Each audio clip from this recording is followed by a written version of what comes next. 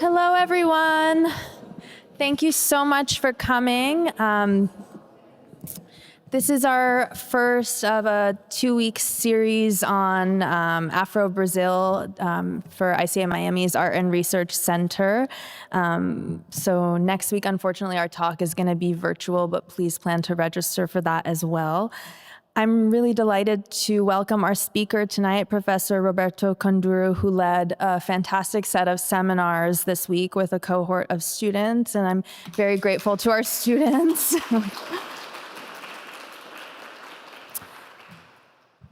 And they had a very fruitful set of discussions, and this talk is an extension of that. So let me just introduce our speaker. Professor Conduru was born in Brazil and is currently the endowed Distinguished Professor of Art History at Southern Methodist University. He received a BA in Architecture from Universidade Federal de Rio de Janeiro and a Ph.D. in History from Universidade Federal Fluminense in Brazil.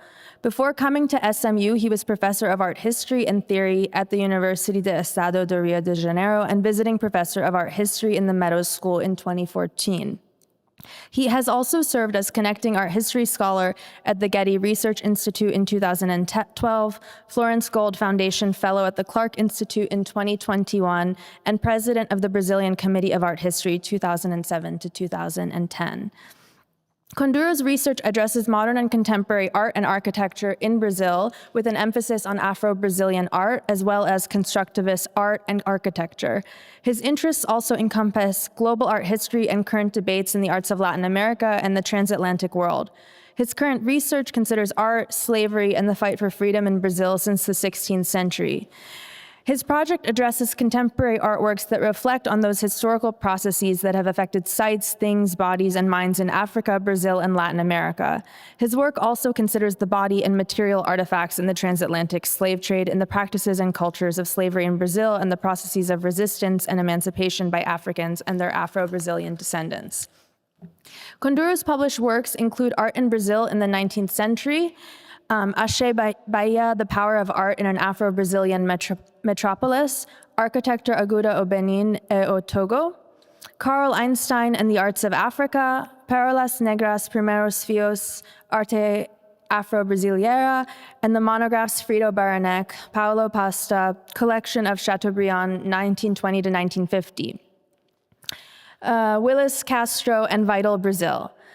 Professor Conduru also has an expansive set of curatorial experiences which have been integral in expanding knowledge of Afro-Brazilian art in major arts institutions. So without further ado, please join me in welcoming Professor Roberto Conduru for his talk, and we'll make time for questions after.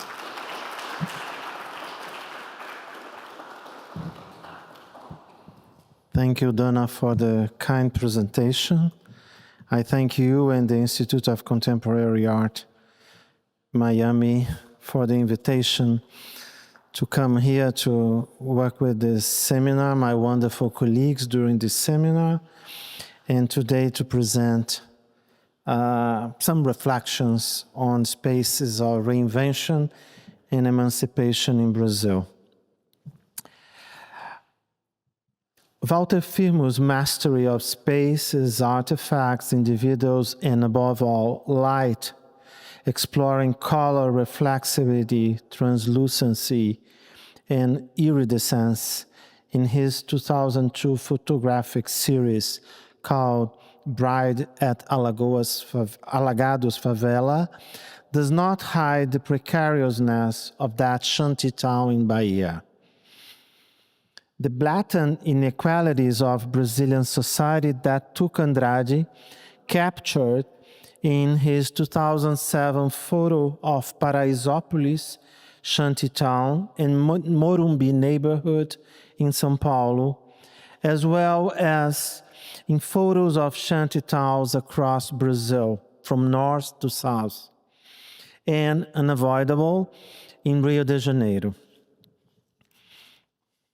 Although the favelas were not and are not occupied exclusively by Afro-descendants, they constitute the majority of their population.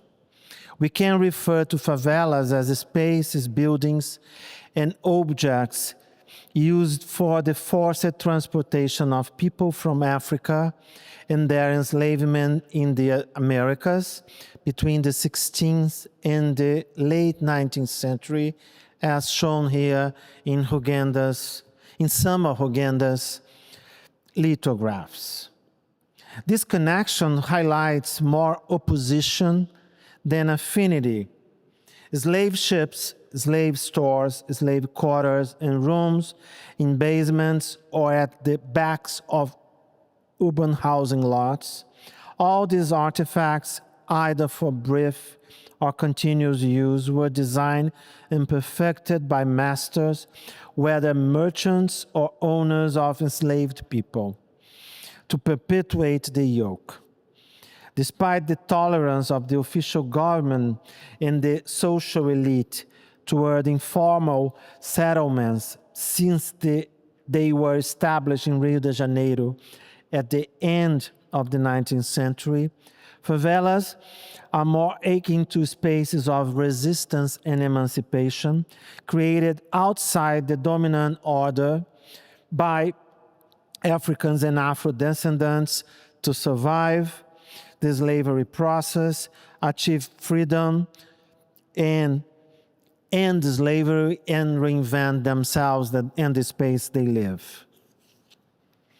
Favela was a specific term that generalized from the botanical field of the cultural environment. It was the popular name of a plant, Nidossolus quercifolius, which produces a leguminous seed shaped like a honeycomb and was abundant in the region where the community of Canudos was established in the interior of Bahia, northeastern Brazil. Favela also refers to one of the hills near the citadel from where the people, under the leadership of Antônio Conselheiro, challenged the then recently created Brazilian Republican order. After the extermination of Canudos in 1897, soldiers from the Brazilian army settled in the then federal capital, Rio de Janeiro, and struggling to survive were authorized to occupy precarious housings on the hills of Providência and Santo Antônio. The marginalized condition united these soldiers with people from a similar social realm of the people they had previously persecuted, attacked, and killed. Providência soon came to be known as favela. Over time, along with linking a plant, two hills, and two cities, and many subaltern people, this designation gained popularity in Brazil when applying to informal urban settlements consisting of a varying number of impoverished individuals. These settlements existed prior and only proliferated with the deepening of social inequalities in the country. Today, many types of favelas exist from north to south of the country. They vary in their habitants' cultural and economic profiles, size, informality, and complexity, ranging from small neighborhoods to dense cities. By resisting both attempts at eradication and integration, according to the principles that govern the rest of the town, they have maintained their existence as an architectural, urban, and social-cultural difference.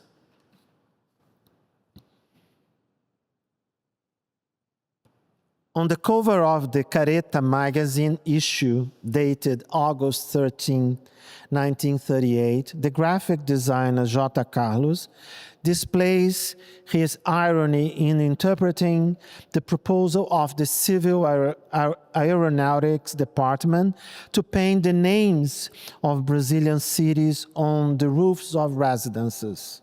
The 17 letters that make up the epithet of Rio de Janeiro, Marvelous City, Cidade Maravilhosa, are written in red on plaques fixed with stones covering shacks located on top of a hill. Despite its vibrant colors, the image is critical. Can a city with unhealthy housing be wonderful? This is an ambiguous critic, as it allows for a reading that inverts the value of its arguments.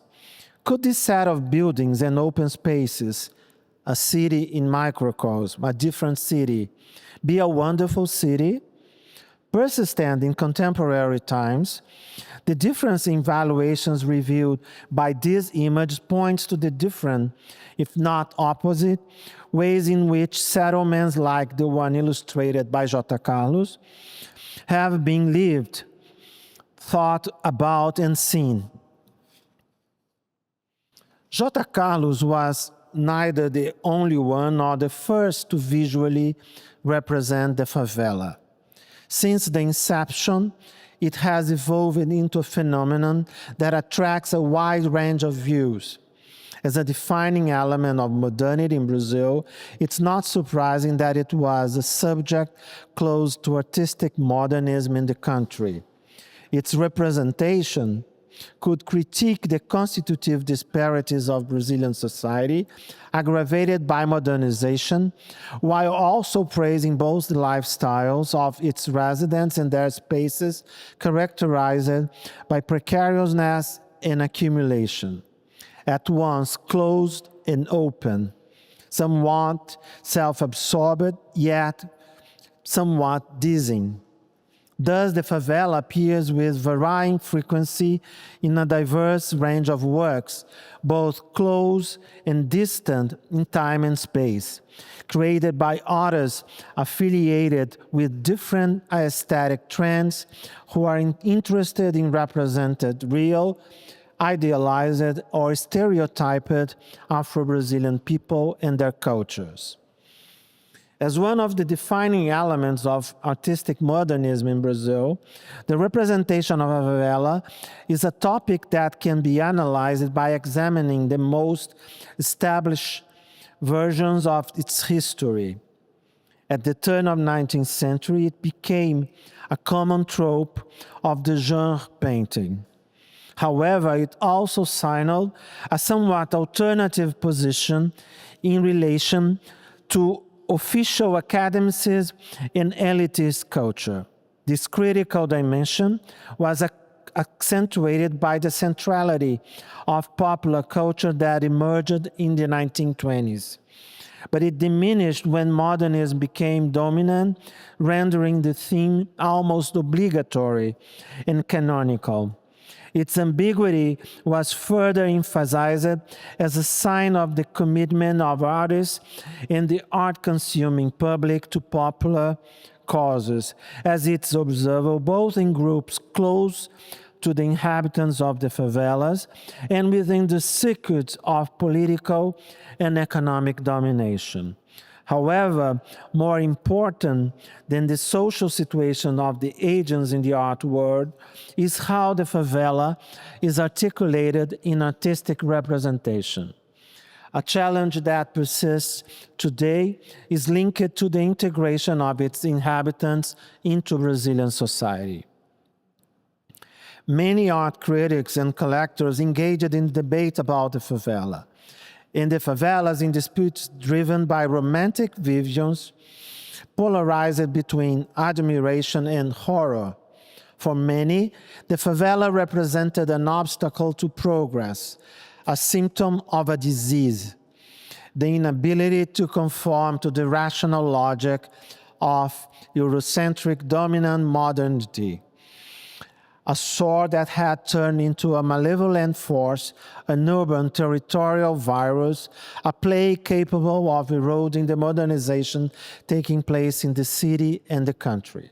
For others, in contrast, the favela was a consequence of the exclusionary practices inherent to this process. Its dark side could be understood somewhat naively as a sign of the failure of modernizing project underway, or cynically as a necessary evil.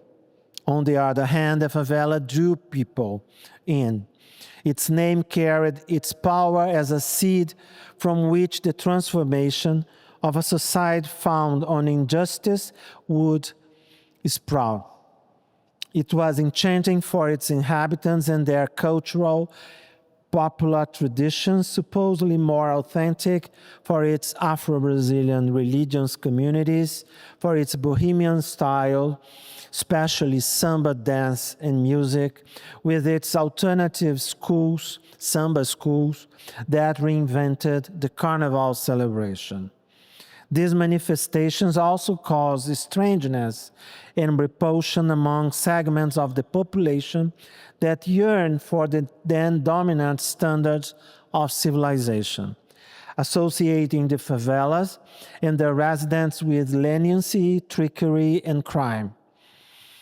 The fascination with otherness is the primary driving force behind artistic representations of the favela, although the critique of social injustice cannot be ignored. Nevertheless, the favela is a subject that can differentiate works, reveal artistic personalities and social positions, and enable unexpected approaches and separations that can rejuvenate the history of art and its currently understood. As an example, let us create a pair of works depicting one of the first favelas in Rio. A photograph taken by Augusto Malta, the official photographer of Rio for many decades, and a canvas painted by Eliseu Visconti, one of the introducers of New Impressionism in Brazil at that time. The titles suggest that the photographer aimed to capture wooden constructions built on rugged terrain, featuring open-air ditches and improvised access points.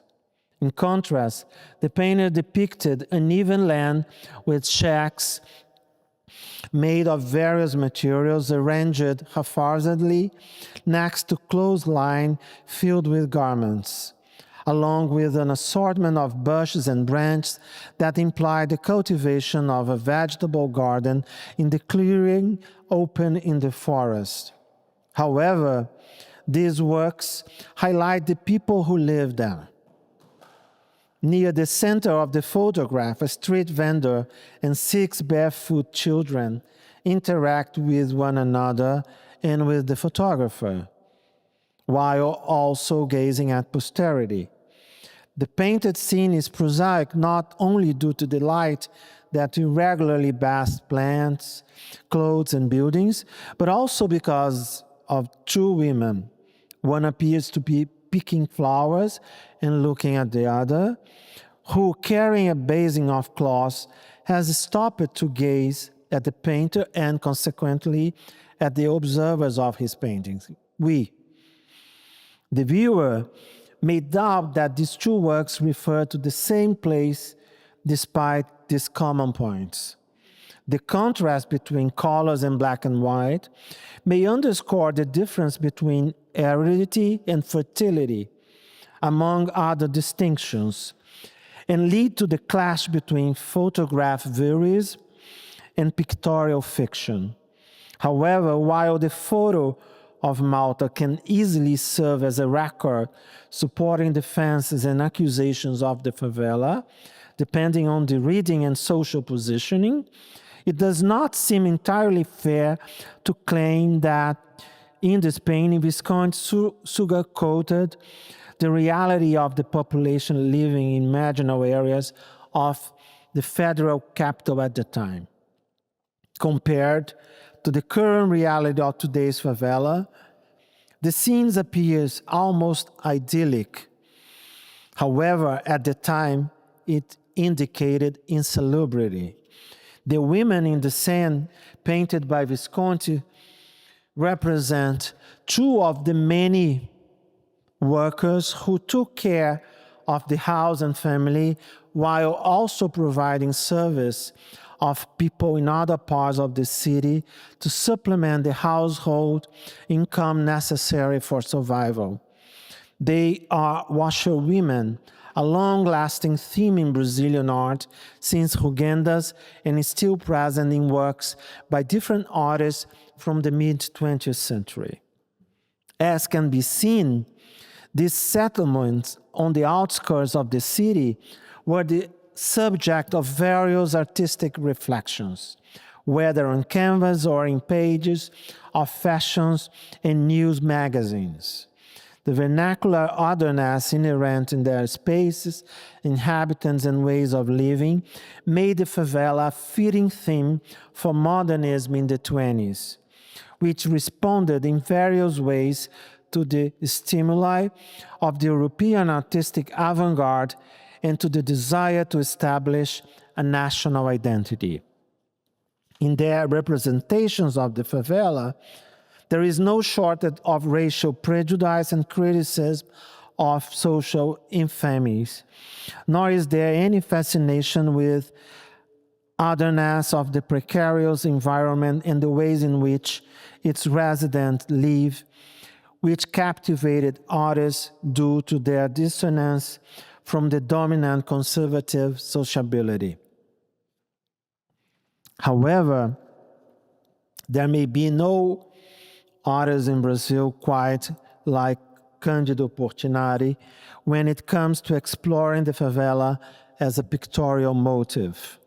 He depicted it from 1933 to 1960, 1 year before he passed away, accommodating social themes with disparaging innovative artistic elements. In the works produced during the 30s and 40s, he arranged figures in various scales and perspectives, creating a space that were both desolate and peaceful, where the lives of impoverished people unfolded, caught between work and bohemianism, joy and pain. By the end of the following decade, the descriptions remained but became more detailed, with the framing of scenes in almost abstract contexts that can be seen as a means of both embracing the abstractionism popular at that time and highlighting the growth of the favelas by that time.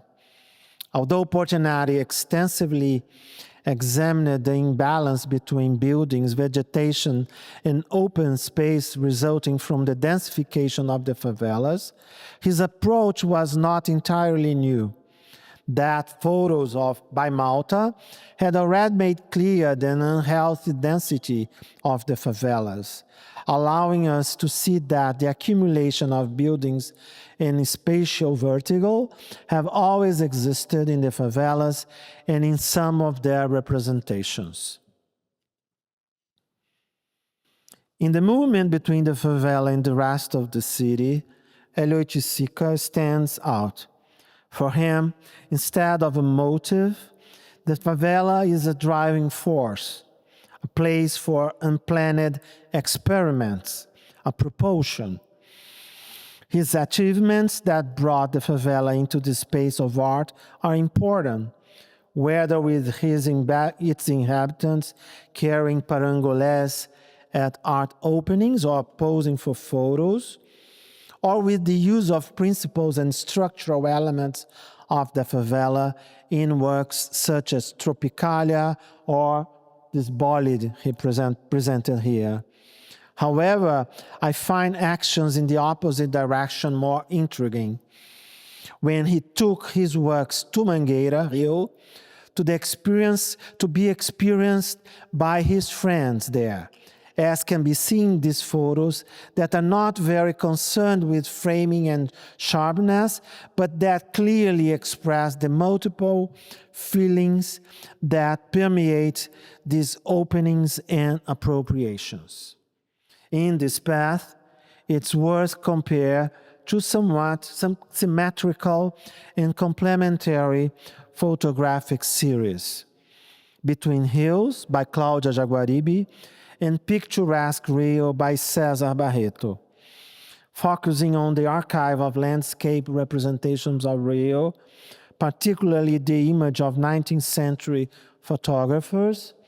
Barreto It strives to find viewpoints that illustrate how, she says, I quote, nature becomes eternal and embrace the growing civilization, end of quote, successfully presenting a Rio almost devoid of favelas. For those who know, and above all, live in the city, the invisibility, or at most the minimization of the favela in his images, prompt reflection on their pronounced presence in the city's reality, a disparity heightened in Jaguaribe's photomontages, while also questioning the boundaries between truth and fiction in photography. Despite the viewpoint that places the observer in the position of those advancing on the favelas, the photograph Attack on a Helicopter Reaction, Escape and Execution by Carlos Moraes in 2004 can be associated with Gustavo Dallara's painting, Favela Patrol, to reflect on how both yesterday and today, surveillance and violence go hand in hand, aiming for exclusion. We can interpret Dallara's painting as a metaphor for Rio de Janeiro, and perhaps even Brazil in the 1910s, or maybe before and even after today. We could see Rio, Brazil, as a poorly paved road amidst fragments of nature and signs of an incipient, ruined civilization where the shadow of restricted otherness overshadows the lights. Not figured in Dallara's painting, the favela is more than an object. It's the hidden subject. It looks and critiques the city that marginalizes and tries to control it. A path that leads us to representations of the favela and other marginalized spaces created by the individuals who inhabited or transitioned through them.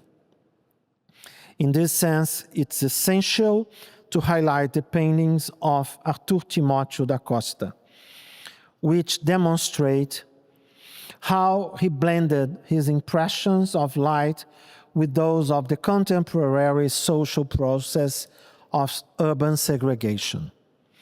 This is the case of Stain, also called Favela Hill, from 1919, along with the paintings Sun and Sant Antonio Hill, created in 1920. On one hand, titles such as Stain and Sun signify this and this, pictorial language and natural phenomena as central themes in his paintings from the late 1910s. On the other hand, Stain was also known as Favela Hill. Since Sun is part of a perhaps serial experiment in the representation of Sant Antonio Hill, we can see how Timótheo da Costa was attentive to social issues and the process of segregation of the subalterns in spaces on the margins of the privileged urban areas of Rio at that time. This attention highlights the poles whose complementary opposition reiterated the ongoing exclusionary modernity. These paintings help us understand how, for him, modernization meant experimenting with artistic language to perceive the society in which he lived differently, a society that was transforming itself and reiterating its structural inequality. Artistic experimentation from marginalized social realms leads us to Heitor dos Prazeres, a multifaceted artist, composer, singer, choreographer, set designer, outfit designer, fashion designer. After the death of his wife in the late 30s, he began to paint and express the Afro-Brazilian cultural universe, particularly Africa in miniature, or Little Africa, as he named the region where the Afro-Brazilian population lived in marginalization in Rio. In his work, it's important to highlight the favelas he painted, whether in general views or as settings for scenes of everyday life. He also responded to the interest in the representation of the other exotic, which corroborated the inclusion of local society in the networks of Western modernity. But probably for the first time, the favela was represented by someone who understood it from the inside rather than by an external and sporadic observer.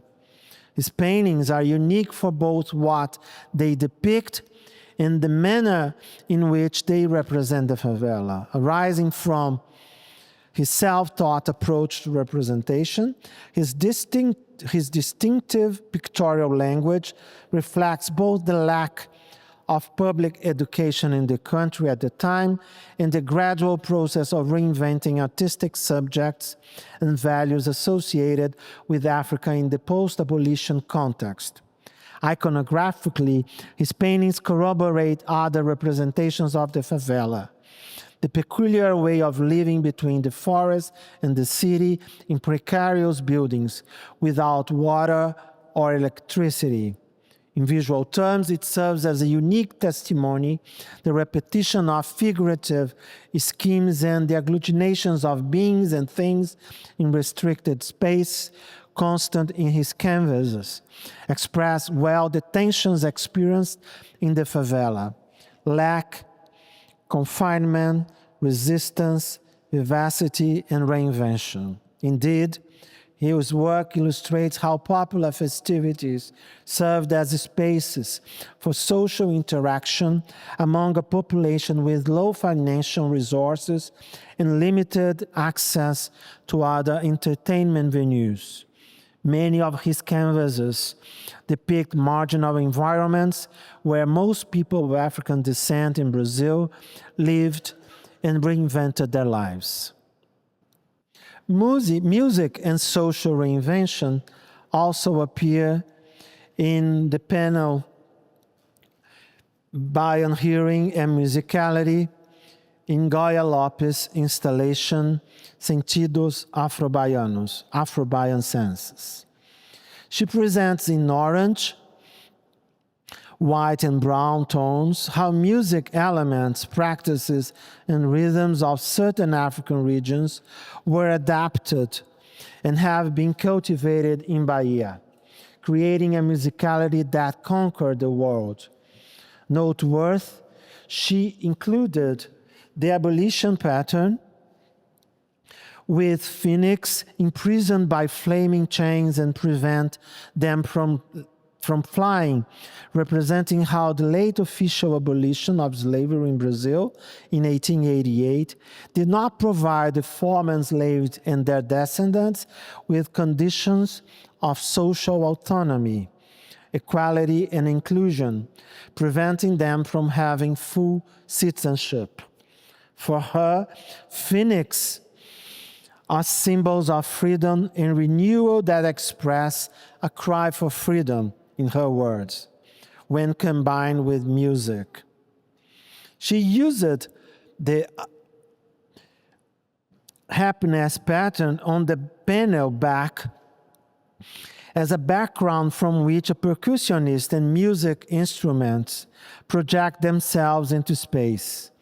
7 music instruments hover over the drummer, Afro-Brazilian music instruments that are used in rituals of candomblé and other Afro-Brazilian religions, festivities such as Carnival, and in capoeira, a dance of combat, which is considered the Afro-Brazilian martial arts. Later, she renamed that pattern as Joy, Joy, or Happiness, Happiness, after a 1967 song composed by the Bahia musician Caetano Veloso in defense of freedom during the civil-military dictatorship in Brazil. Included in her Goya Lopes House series, the Joy Joy pattern appears in bags, aprons, placemats, napkins, gloves, and dish towels. According to Goya, these patterns express the festive component of the African character, the good mood. As she said, I quote, "There is nothing better than bringing a good mood to our house." These curious connections between music and Afro-descendant social emancipation, protest music, cuisine, and home ambience talk much about Goya's proposal for a living environment rhythmically punctuated by African and African diasporic images and sounds. Her unrestricted use of references and themes, and understanding of how design can propagate political ideas. The favela as a space for reinventing life, creating music, and the emergence of wonder is reflected in several images captured by Walter Firmo. This is exemplified in the series focusing on the Mangueira Hill in Rio de Janeiro in 1974, centered on the composer, guitarist, and singer Cartola, Agenor de Oliveira, who is depicted among shacks, clothes drying on lines, animals, and people, including his friend, fellow composer Carlos Cachaça, and his wife, Zica, Eusébia Silva do Nascimento. The series, Noiva na Favela de Alagados, Bride at Alagados Shantytown, conceived spontaneously and carried out in Bahia in 2002, also results from Firmo's understanding of how brief or lasting dazzling wonders may exceptionally emerge from the precarious conditions in the favela. Walter Firmo's perspective introduces us to an exceptional agent in the history of Afro-Brazilians' emancipation through the reinvention of architectural and social space, Artur Bispo do Rosário. On the relationship between architecture and Afro-Brazilian people in Brazil, it's worth recalling a passage by Brazilian architect and urbanist Lúcio Costa, the author of Brasília Plan, Urban Plan, in his text called Much Construction, Some Architecture, and One Miracle from 1951. I quote, "If the mansions remaining from the ancient times seem uninhabitable due to the discomfort, it's because the blacks are absent. They were the ones who did the housework. There were blacks for everything, from black boys always on hand for errands to old black women and babysitters," end of quote. According to existing biographical accounts of Bispo do Rosário, he was considered a negro para tudo, a black for everything, or a faz tudo, as it's called in Portuguese, someone who performs different functions or dedicates himself to various trades, like a handyman. Bispo do Rosário was considered almost a member of the Leone family, for whom he worked in exchange for shelter and food, voluntarily without pay, as reported by the family members, not by him, but not involuntarily financially rewarded. Bispo do Rosário is yet another example of a typical social situation in Brazil, unfortunately not restricted to the past. Black people aggregated to families that exploit them and determine that they inhabit marginal space of the house and other work environments. A constant practice in captivity, the reinvention based on available elements was also a vital issue in Bispo do Rosário's life. He uniquely created countless artifacts, but by reusing objects, things, and materials he found daily. He reconfigured the physical environments he was allowed to live in with them. In his troubled trajectory, he appropriated undifferentiated space that he was allowed to occupy, make them his own spaces. During specific periods of his life, he occupied on different occasions a small back house on a residence, service spaces on a law firm, a back room in an attic of a pediatric medical clinic belonging to the same family of the Brazilian social elite for which he worked. All these places were violently dismantled and destroyed. In Colônia Juliano Moreira, the psychiatric colony in which he was an intern from 1964 until his death in 1989, Bispo do Rosário gradually conquered much space, occupying 11 cells in the central hall of Pavilion 10, which were transformed into his last place in the world. In his pioneering biography of Bispo do Rosário, Brazilian journalist Luciane Hidalgo uses several designations to describe his spaces at that psychiatric colony.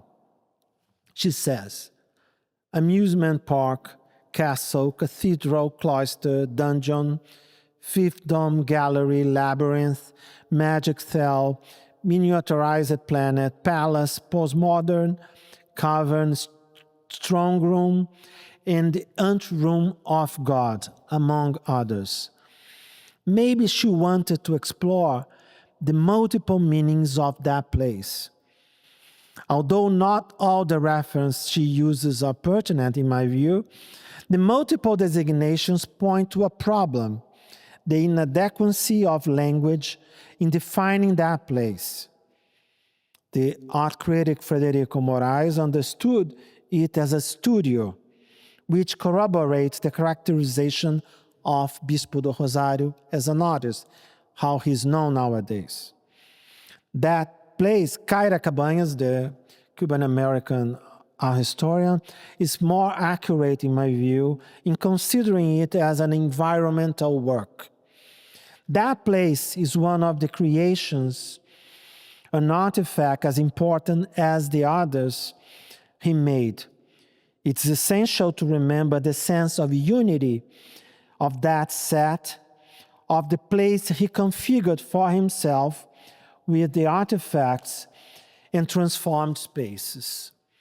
With Henri Lefebvre, we can say that Bispo do Rosário acted against the abstract spatiality of modernity, configuring an environment that derived from his mental culture and living experiences, a grounding place. Bispo do Rosário's universe is closer to Quilombos, a term of Quimbundo, origin of Bantu language, associated with warrior camps and the forest or isolated space of initiation. In the Portuguese spoken in Brazil, Quilombo is a term that refers to a hidden place, usually distant, where fugitive enslaved people took shelter and constituted an alternative society to slavery and Portuguese colonial rule. As such, Quilombos were similar to communities of people fleeing slavery and colonial rule elsewhere in the Americas, Cumes, Mainels, Maroons, and Palenques. Indeed, the place that Bispo do Rosário created for himself in the world can be considered in opposition to the society that controls him. But the image of the Quilombo will always resonate in the destruction of that place, reminding us that when they could, the colonizers destroyed the Quilombos built by people who want to live in freedom in the colonial context. What they did with that space, they destroyed it, transforming his creations into artworks, what he refused while he was alive. In an interview, Bispo do Rosário once said, "I live in the Casa Forte." Casa Forte means stronghold in English and has many meanings in Portuguese in Brazil. It refers to military architecture, to fortified house built during the Portuguese colonization of Brazil, not by the colonial administration, but by their owners, to be used as shelters against attacks, mainly by indigenous people, but also other types of uprising. One of these strongholds was built on the sugar plantation of a woman called Dona Ana Paz, situated on the outskirts of Mauritsstad, the capital of the Dutch colony established in South America between 1630s and 1645. In 1645, Luso-Brazilian forces fought and defeated the Dutch colonizers who had occupied the stronghold of that sugar plantation. This confrontation, one of the crucial events in the Pernambuco insurrection against Dutch colonization, persists in the memory of the population of northeastern Brazil as the Battle of Casa Forte, referring to the sugar plantation stronghold, which also came to be known as Casa Forte. That insurrection battle and its name still reverberate today as Casa Forte Square, located in the Casa Forte neighborhood in Recife, northeastern Brazil, where that mill's main building were located. It's difficult to know if Bispo do Rosário had his historical knowledge. Still, it's possible to assume that the name Casa Forte echoed in his imagination since he was born and lived for almost 15 years in the state of Sergipe, a region that was part of the Dutch colony in South America. When recalling these references, I do not want to impose them on his place, but highlight the meanings that these names, Quilombo, Casa Forte, evokes from the context of his social-cultural formation. In any case, a quality characteristic of strongholds, the defense based on the difficulty of access resonates in the place he configured for himself in the world. Vulnerability and the desire for security are metaphorically alluded in this Bispo do Rosário artifact. In this sense, it's interesting to relate Bispo do Rosário's place to other places constituted by Afro-Brazilian individuals. Gabriel Joaquim dos Santos, known as Seu Gabriel, Sir Gabriel, son of a formerly enslaved man and an indigenous woman, built a house for himself in São Pedro da Aldeia in the state of Rio de Janeiro between 1923 and 1985 when he died. Constructed from a dream with shards of pottery, crockery, glass, tiles, burnt-out light bulbs, knickknacks, shells, chains, metal tops, and other things and materials. It is, as he says, a house made of shards and transformed into a flower. Flower House, as he named it. Geraldo Simplício, born in Ceará, northeastern Brazil, and known as Nêgo, who had been a conservator and a sculptor, has been building since 1981 a garden around his home in Nova Friburgo in the state of Rio. Also, after a morning glimpse of a woman in a small rock mound on the side of his house, he began to sculpt and mold with earth and slime, erecting figures referring to varied cultural universe with different scales, composing what he named Jardim do Nêgo, Nêgo's Garden, a place he keeps making and maintaining to attract people and talk, as he likes to say. Seu Gabriel's flower house, Bispo do Rosário's place, and Nêgo's Garden, along with Quilombo's favelas and urban peripheries, emerge as examples of architecture that oppose the process of urban architectural deformation established since the beginning of Portuguese colonization of Brazil. The structures belonging to Seu Gabriel, Nêgo, and Bispo do Rosário were built from dreams and visions, fueled by determination and the somewhat ordinary skills of their creators, utilizing natural, discarded, or acquired elements that were available to them in varying degrees of accessibility. Despite their significant differences, these plays create and propagate an alternative imaginary that thrives on the margins of a territory still affected by slavery. They are spaces of reinvention. Thank you.